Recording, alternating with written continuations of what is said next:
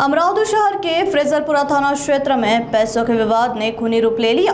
शुक्रवार बाजार परिसर में रहने वाले 38 वर्षीय सैयद नाजिम सैयद सालार की चाकू मारकर हत्या कर दी गई है।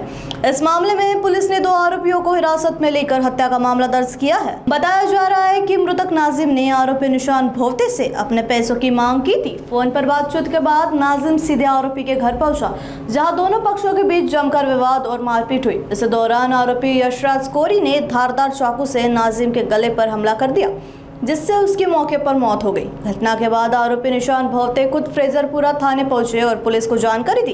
पुलिस के अनुसार दोनों आरोपियों के खिलाफ पहले कोई गंभीर मामला दर्ज नहीं है, जबकि मृतक नाजिम पर पहले हत्या का केस दर्ज होने की जानकारी सामने आई है। घटना के बाद इलाके में तनावपूर्ण शांति बनी हुई है और भारी पुलिस बल तैनात किया गया है। आजच्या तारखेत 1:30 वाजताच्या दरम्यान 1:30 ते 2 वाजता जेव्हा माहिती मिळाली की शुक्रवार बाजार येथे भांडण झालेले आहे आणि भांडणामध्ये एक व्यक्ती शुक्रवार बाजारच्या समोर मदिना मांडा सेंटरच्या गल्लीमध्ये पडलेला आहे। अशा माहितीवरून तात्काळ पोलीस तिथे गेले।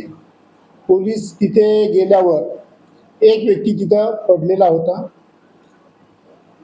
आणि याने तो पूर्ण रक्तबंबाळ झालेला होता।